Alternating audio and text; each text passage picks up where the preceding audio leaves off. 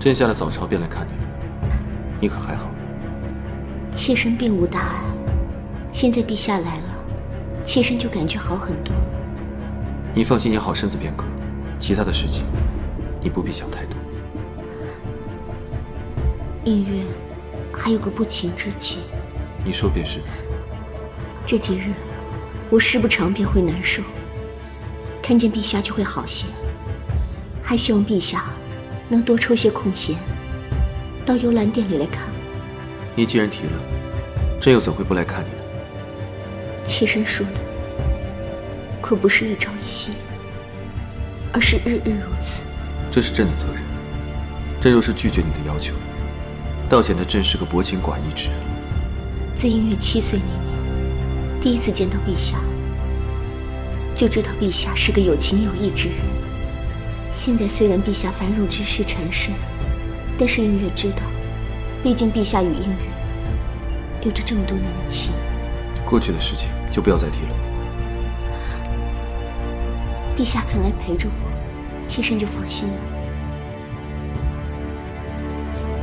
朕还有很多政务要处理，明日再来看你。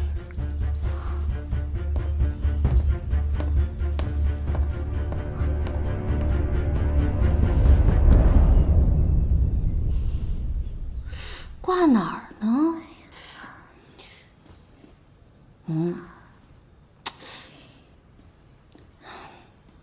娘娘，都说财不外泄，咱们还是把这个金子藏起来吧。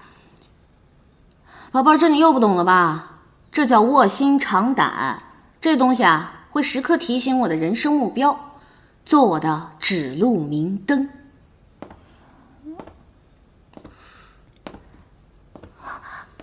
娘娘，娘娘，干什么呢？这个灯歪了。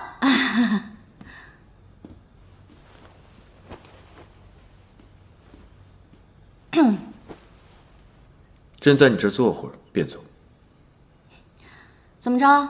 昨晚没睡好，跑我这儿补回笼觉来了？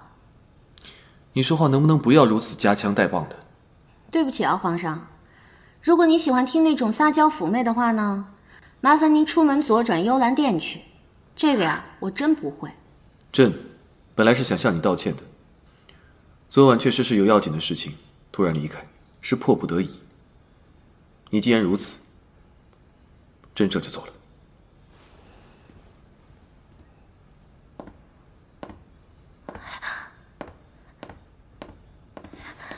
娘娘，你怎么能这样跟皇上说话呀？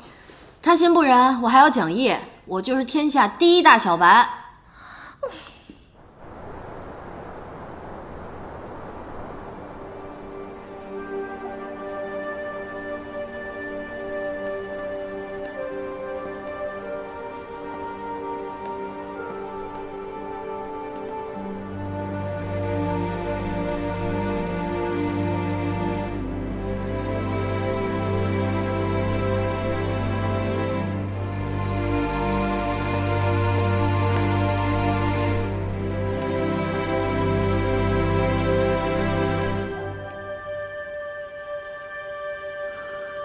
太医已经处理过伤口了，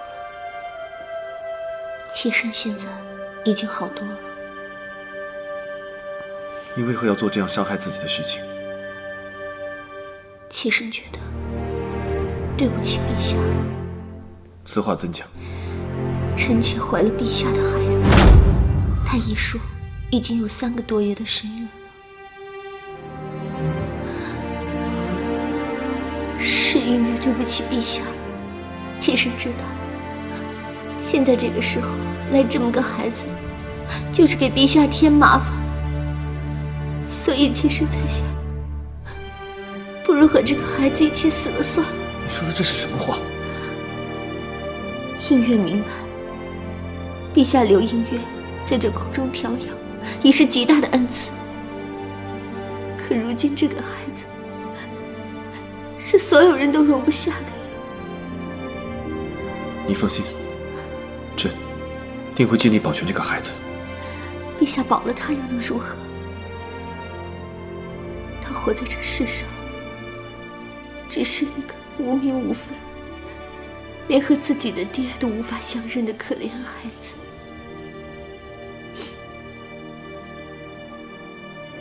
你放心，既是朕的骨肉，朕定不会让他受一点委屈。若是这孩子真的有了名分，姐姐知道了这件事情，会不会心里过不去呢？是妾身对不起姐姐，可是这孩子毕竟是妾身的亲生骨肉，妾身也不能对不起自己的孩子啊。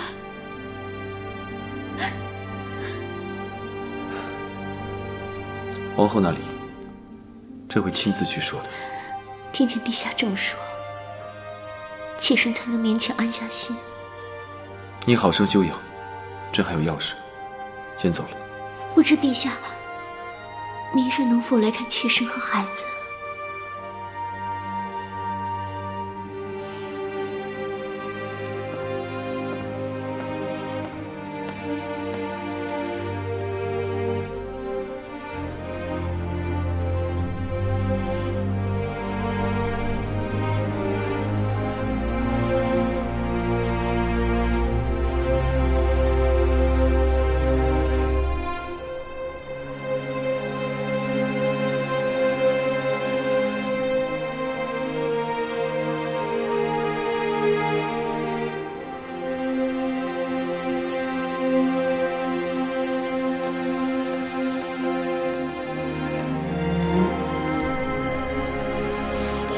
不必通报，朕这就走了。